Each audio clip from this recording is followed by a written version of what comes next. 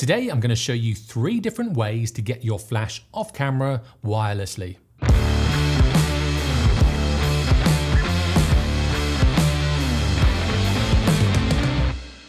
If you're thinking of buying a wireless system for your flash, there are a few different options to choose from the cheapest at around about $25 to an integrated system built into the flash itself. There are the ones that you can get that are the same brand as your camera, but these are quite expensive, and with all of the third-party options out there, you can get ones that have a lot more power for a lot less money. Flash photography is good fun, but if you only have a flash head that sits on top of your camera, you are quite limited in how you can control the light source.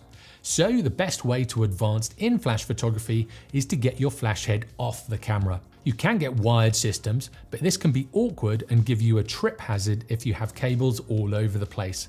So nowadays you can get wireless systems from the really cheap ones to the more expensive ones, depending on your budget. So I'll show you the 3 different systems that I think are really good value and will really drive your flash photography forwards. If you have a flash already, but you don't want to spend too much, the FC16 from Godox is a little gem. It costs around about $25 for the trigger and receiver and works well with most flashes. Also, if you have a Sony, a Canon or a Nikon DSLR, this doubles up as a shutter release trigger. So potentially it's a good all-rounder if you do have one of those cameras. Now this is a really basic system, so it's a fully manual system. So there's no option for TTL technology for the camera to work out the flash power through the lens. Also, there's nothing but a test fire button on the trigger that sits on top of your camera. So if you want to change the power of your flash heads, you'll have to go over to them and change them individually. But if you're okay with this, you can get your flash off camera wirelessly for very little money. So if you're not sure about getting into wireless flash photography, but want to give it a go, this is the one to get. So the way to set this up is put the trigger on top of your camera, attach the receiver to the bottom of your flash, make sure they're both on the same channel with these 4 switches, set the flash to 1/4 power, set my shutter speed to 1/200th of a second or whatever your fastest sync speed is, set your aperture to f8, your ISO to 100, and then take a test shot. And then I would dial the settings in from there. Now, if you're not sure how to set up the flash and the camera for flash photography, click on the eye in the corner or the link in the description to my Basics in Flash Photography tutorial. The next option is the Yongnuo system. I've used this for years with the Yongnuo flashes I have, and even on some professional jobs, and it's worked really well. This is more expensive than FC16 from Godox, but if you have flash heads that have the 5 pins on the bottom, you can then control the power of your flash heads from the trigger that sits on top of your camera, which is fantastic, and it means you just stay behind your camera and you can control everything from it. You can also set them into 3 different groups, which is great for 3-point lighting setups or any kind of multi-lighting systems.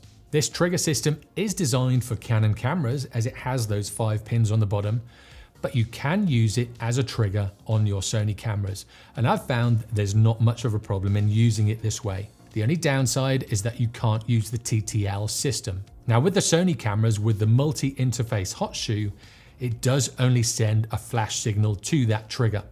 Then from that trigger, you can control how much power you have in that flash. So it's a little bit of a cobbled system that goes together if you are using the Sony cameras, but I think it works really well. I always recommend using the flashes in manual mode anyway, so if you do shoot that way, this wouldn't be a problem, and it's a very good system. Whenever anyone asks me about flash photography, I always tell them to use manual mode. This means you can set the power on your flash manually, you set all the settings on your camera manually, and you have control over them all. If you do shoot in TTL, the camera tends to do what it wants to, or the flash does what it wants to, and it might not be where you want the shot to get to.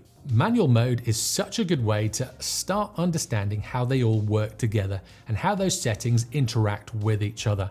And if you have any problems, it's easier to troubleshoot and find a solution to the lighting issues you may have. To set this up, attach the receiver to the flash and the trigger to your camera and then turn them both on. With the trigger, hold down the Zoom CH button until the channel number is flashing. Make sure this is on channel 1.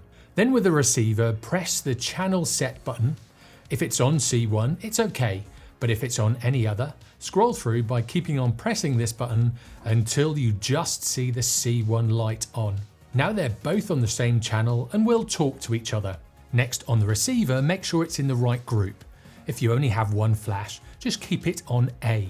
If you have multiple flashes, you can have different sets for 3 different groups. Next, on the trigger, make sure the arrow is next to A, as that's the group I put my flash into. Press mode and get it into M, which is manual. This will give you total control of your flash. Now, if you press left or right, you'll change the power of the flash by 1 stop increments, and up and down will give you 1/3 increments. If your flash has high-speed sync, the sync button will select that, and if you want to zoom your flash head, use the zoom button. It basically puts all of the flash controls on the top of your camera. If you have more than one flash, you can keep them in the same group and have the same power on all of the flashes, or you can separate the groups to have different power in different flashes, and that's basically what the group system does. One other thing, if you're using the Sony mirrorless camera system and you're using this flash trigger, make sure live view display is off so you can see what's going on when you don't have much ambient light about. Now, if you haven't bought any flashes yet, or you're looking to upgrade your flash heads, buying an integrated system is a really good way to do it. Godox and a lot of other brands do have some great systems. I have the Godox 8200 with the X1 trigger, and this system is fantastic. You can choose to shoot in manual mode or TTL, and the power of the 8200 is great for a relatively small price compared to, say, the branded Sony flash heads.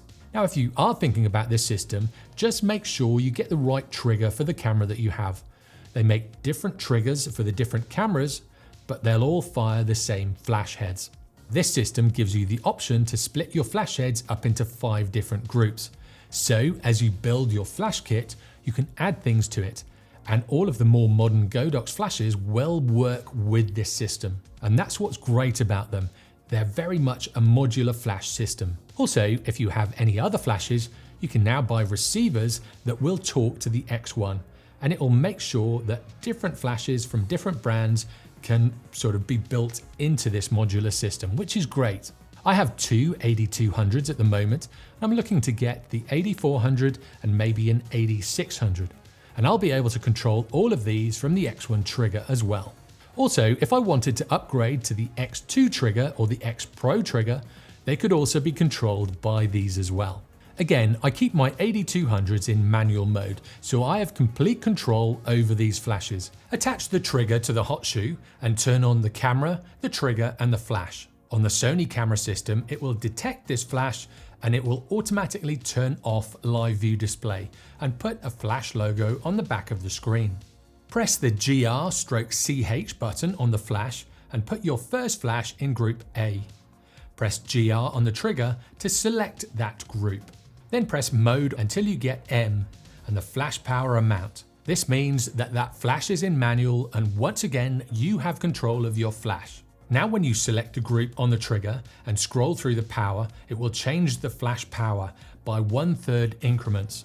Then it's the same as before. Set your flash power to 1/4, set your shutter speed to 1/200th of a second, set your aperture to f8 and your ISO to 100, and take a test shot. And then tweak and tune your settings to suit. The 8200 does have high-speed sync, so you can take your shutter speed faster than 1/200th of a second, and it will automatically go into the high-speed sync setting. Now there is a lot more to this flash, but these are the basics, and this will give you everything that you need to take some photographs with your flash. The other great thing with this flash is that it has a lot of power, and you can change the flash heads to this bulb to give you a different look to the flash. Whenever I have the flash in a softbox, I use this bulb over the Fresnel head, but for around about $300, you can get a really powerful wireless flash where you can control everything from standing behind the camera. Because with that X1 trigger, again, you've got all of your settings that you can change from this little display on the back.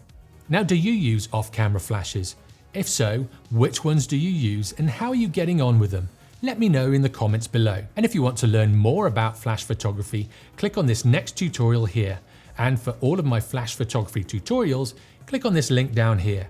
And if you haven't already, be sure to subscribe for weekly tutorials in photography. I'll see you next time.